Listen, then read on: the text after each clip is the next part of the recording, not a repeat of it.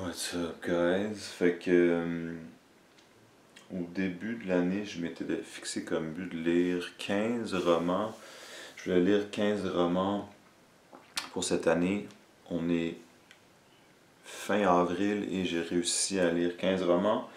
J'ai pas mal suivi ma liste à peu près. Il y a peut-être 2-3 livres qui ont changé. Fait que je vais juste faire un genre de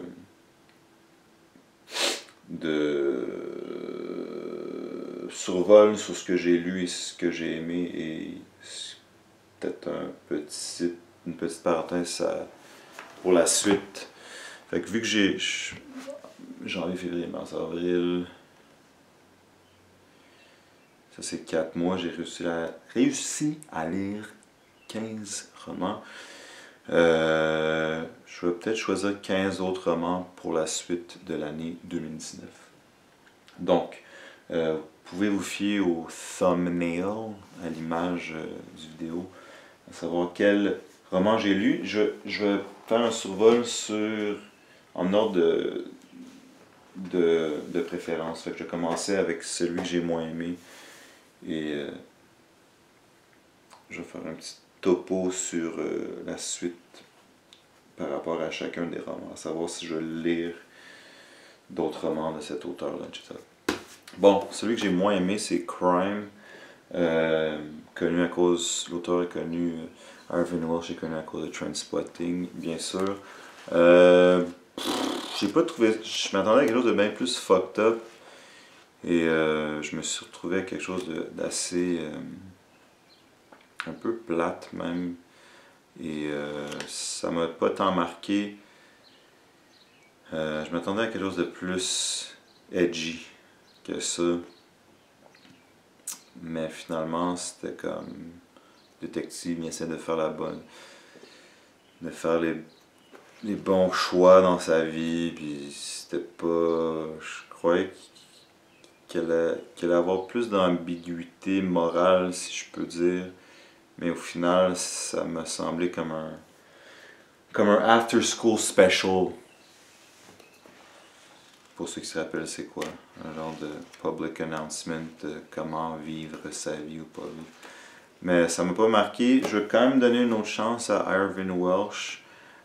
J'ai déjà acheté Skag Boys, qui est le prequel de Trainspotting. Et je vais lire ça éventuellement, mais je sais pas. Fait que ça, c'est celui que j'ai moins aimé. Ensuite, Survivor, le deuxième roman de Chuck Palahniuk, l'auteur de Fight Club, un peu dans la même veine que Irvine Welsh. Les deux ont été adaptés, Fight Club et Trainspotting. C'était comme les gros films Hollywood, mais comme edgy à l'époque. Donc celui-là, j'ai senti comme s'il avait voulu un peu réécrire un genre de Fight Club. Aussi, il voulait être edgy. Mais les personnages étaient comme unidimensionnels. Sur la liste, j'ai lu aussi, mais ça il va être un petit peu plus haut dans ma liste. J'ai lu, comment ça s'appelle? Rant, que j'avais quand même beaucoup aimé, juste à cause de, en tout cas j'en parle tantôt, là. Mais ça, les personnages unidimensionnels, mais Chuck Palahniuk, je le place dans ma bibliothèque imaginaire comme un auteur que je vais lire, comme si c'est un peu comme si que je vais lire pour me laver les papilles gustatives littéraires, pour lire entre peut-être deux œuvres plus sérieuses, parce que c'est un peu du bonbon. Mais je veux quand même, du bonbon des fois ça va, du popcorn. Fait que j'en ai trouvé à l'Armée du Salut, fait pour comme une pièce, fait que j'ai trouvé Invisible Monsters Remix et Haunted. Fait que je vais éventuellement les lire. Fait que Chuck Palahniuk, peut-être un auteur plus bonbon, si je peux le dire comme ça. The Crying Lot of 49 de Thomas Pynchon. C'était un petit peu une lecture ardue, j'ai pas tant aimé ça, j'ai trouvé ça un petit peu prétentieux. j'ai vu que c'était une bonne entrée, ça avec Inherent Vice que j'ai et que je vais essayer de lire. J'ai pas tant aimé ça, pour être honnête. Ça m'a un petit peu, c'était prétentieux, ça m'a un peu gossé. Donc, elle est bas dans ma liste de top 15 romans. Mais je suis quand même ouvert à lire d'autres choses de lui. Anyway, j'ai acheté Mason and Dixon et Inherent Vice, ainsi que Gravity's Rainbow, que je considère comme un final boss que je vais peut-être lire dans un an ou deux. Parce que, juste parenthèse, cette année j'ai recommencé à lire, puis ça faisait un bout que j'avais mis de côté la littérature. Donc, mais c'était pas mauvais, là. C'est juste. C'était un petit peu. À la fin, j'étais comme, ok, j'ai hâte que ça finisse. Donc, Thomas Pynchon. Truman Capote, ça c'est plus un novella. Breakfast at Tiffany's, c'était comme 100 pages. J'ai pas vu le film, fait que ça c'est cool parce que je m'étais dit que j'allais pas lire de roman que j'avais vu adapté en film. J'ai quand même beaucoup aimé ça, en fait. C'était intéressant, une petite histoire, une petite centaine de pages. Pour la suite, j'ai acheté In Cold Blood, qui est un true crime novel, et que je pense que ça va être beaucoup plus dark, donc j'ai hâte de lire ça. Ça j'ai aimé. Ça ici, Cannery Row de John Steinbeck. Ça, pour faire une petite parenthèse, je vais lire comme des œuvres plus faciles avant de commencer. Donc, j'ai East of Eden, j'ai, c'est quoi l'autre? Grapes of Wrath. C'est Grapes of Wrath? Ouais, Grapes of Wrath. J'ai aimé ça, c'était le fun, c'était chaleureux. C'était comme un petit roman, un novella aussi, quasiment 200 pages à peu près. Mais tu sais, tu lis ça dans tes couvertes, puis ça te fait du bien, puis des personnages touchants, puis j'avoue que j'ai comme quasiment pleuré à un moment donné quand il expliquait l'histoire d'un des personnages. C'était le fun, non, c'était le fun, c'était réconfortant.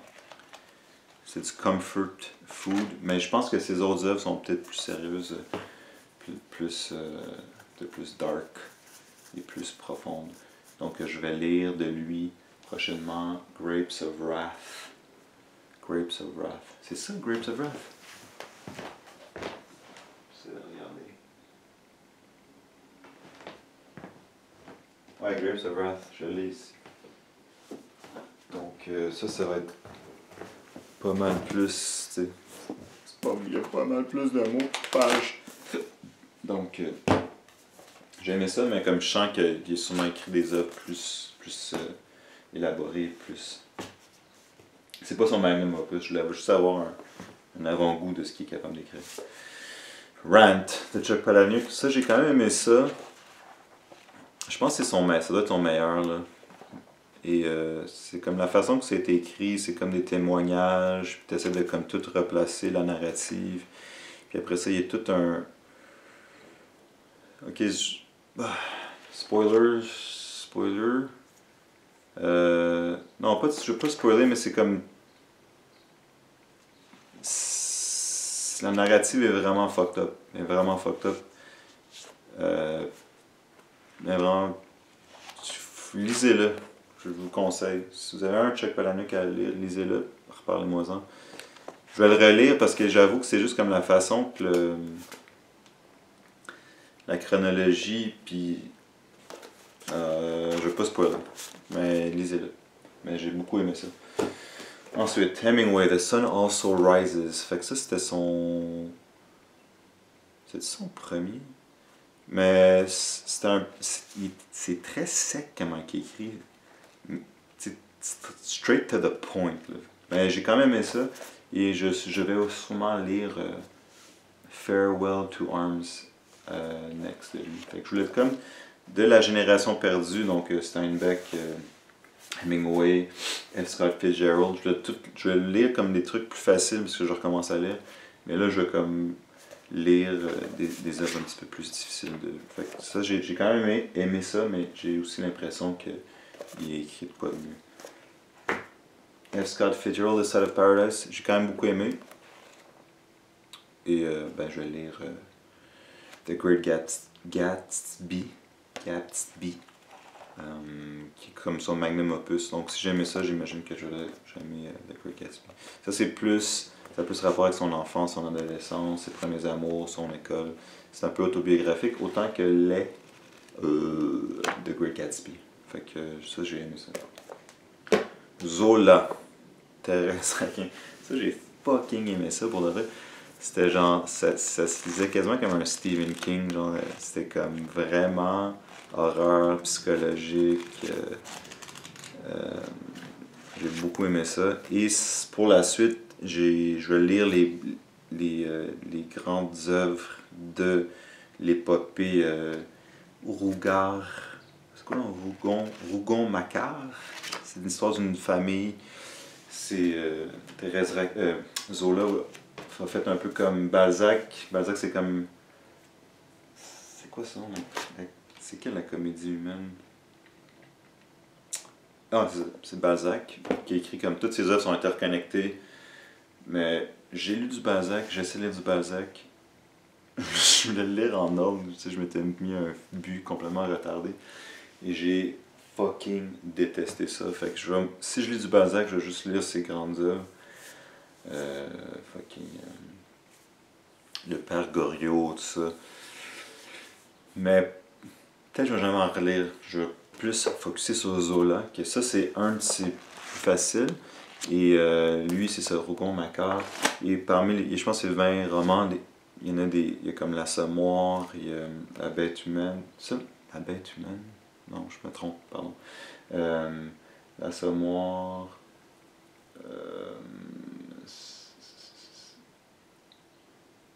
C'est quoi non, non?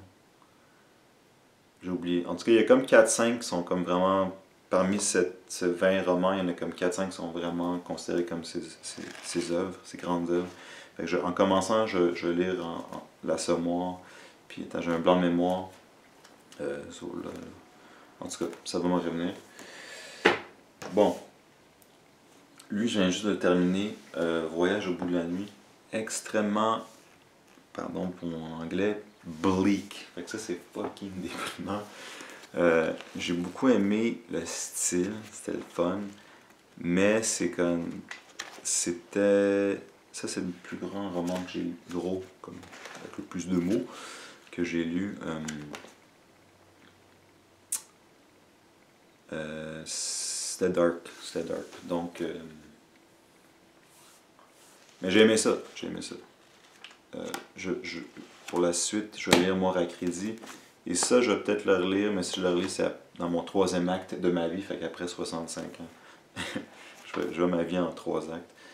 C'était too much. Puis il y a trop de trucs que je veux lire que j'ai pas lu, d'autres auteurs n'ont pas lu. Ok, Don DeLillo ou Was I Lay Dying? Qu'est-ce que j'ai préféré? Ok, pardon. J'ai préféré Don DeLillo. As I Lay Dying, mon premier Faulkner, j'ai vraiment aimé ça parce que c'était tellement fucked up. C'est comme Stream of Consciousness, donc c'est écrit comme genre de pensée vague, onirique, à travers différents personnages, à la Rashomon de Kurosawa. Fait que c'est comme. T'essaies de tout replacer dans la narrative, puis il y en a qui c'est comme des petits-enfants, fait qu'ils parlent comme des. On sait même pas s'ils sont retardés. Il y en a qui parlent tout croche, ils sont un petit peu mal éduqués, il y en a qui ont des troubles, puis c'est juste comme. C'est leur pensée mélangée avec. En tout cas. À relire éventuellement parce que. C'est comme. C'est pas un temps un grand. Il y a 250 de pages et c'est comme quasiment, il faut que tu te laisses imprégner intuitivement par ce qui se passe. Et il y a des trucs, j'avoue, au début je comprenais fucking rien, puis j'étais comme, qu'est-ce que je t'entraînais? J'arrive pas à replacer, je comprends rien. Genre. Mais après ça se place, puis là tu commences à comme, trouver comme, comment la narrative se. Fait que t'es comme un genre de détective, t'es comme ok, c'est ça qui se passe, c'est même fucked up, lui il a dit ça tantôt, mais c'était comme ses pensées, puis elle a dit ça, puis elle donne un indice d'un petit truc qui est arrivé, puis là tu déduis que ça, c'était comme. J'avais jamais lu un roman de la sorte. C'est pas genre, ok, ça se passe, ça se passe. C'est comme ça se passe. Puis là, il y a une jump dans le temps. Une autre personne dit ça, une autre personne dit ça. Puis là, t'essaies de replacer. J'ai vraiment aimé ça. Je vous conseille. Premier Faulkner. Donc pour la suite, c'est quoi? Qu'est-ce qui est. Son grand magnum opus, c'est. Je sais rapidement, je vais pas dépenser une demi-heure. Je vais lire. Ah, j'ai Light in August. Je pense que je vais pas tout de suite lire The Sound and the Fury parce qu'il paraît que le début de Sound and the Fury, on comprend fucking rien. Fait que je vais lire Light in August prochainement. Mais je l'aime beaucoup, Faulkner. Je sens que je vais le suivre tout le long de ma vie. Faulkner.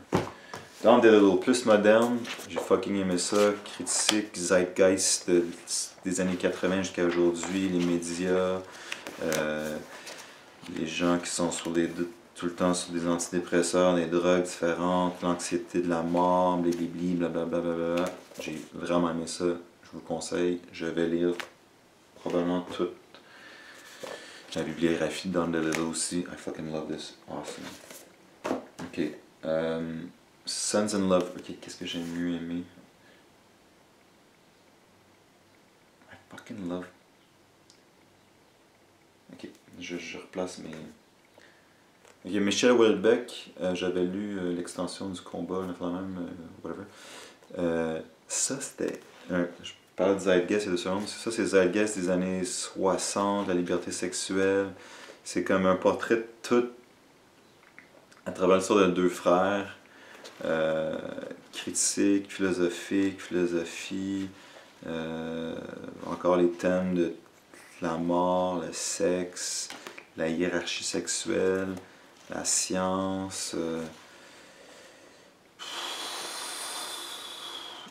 la façon que c'est écrit, c'est très cru, non, pas politically correct, que j'ai fucking adoré.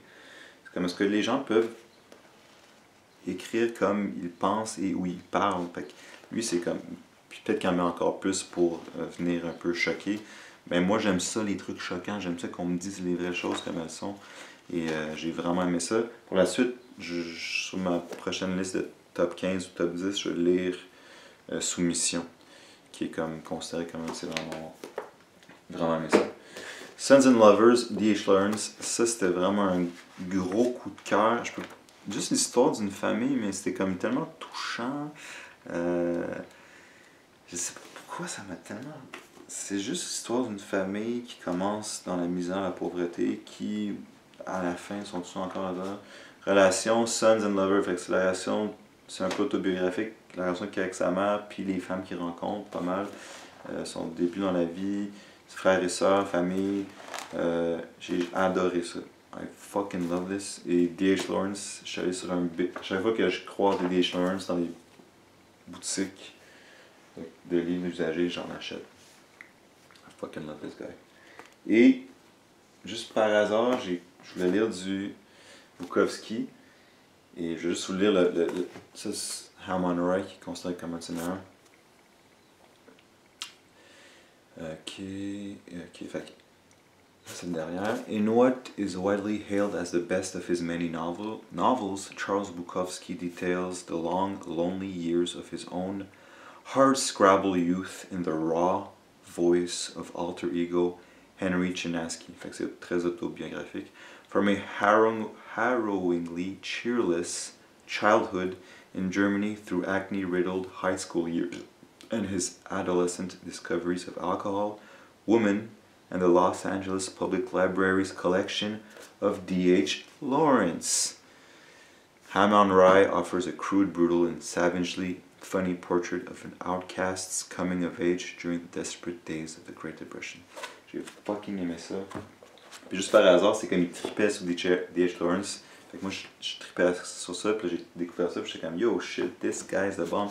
Très touchant, fucking touchant. J'ai fucking aimé ça. Ça, c'est mon top 1 des 15 que j'ai lu. Donc, je vous conseille Hammond Rye. Du D.H. Lawrence, Michel Houellebecq, Don DeLillo. Mais faut dire que j'ai quand même bien choisi, mais avec toute humilité. Fait que, mais lui, il m'a vraiment beaucoup touché. J'ai envie de pleurer. Adolescence, enfance, un peu déprimante, mais j'ai vraiment beaucoup aimé, c'est très touchant. Fait que ça, c'était mon topo sur les 15 que j'ai lus.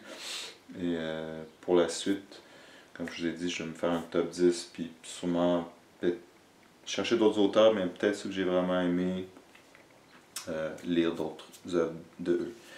Merci, puis à plus. Peace.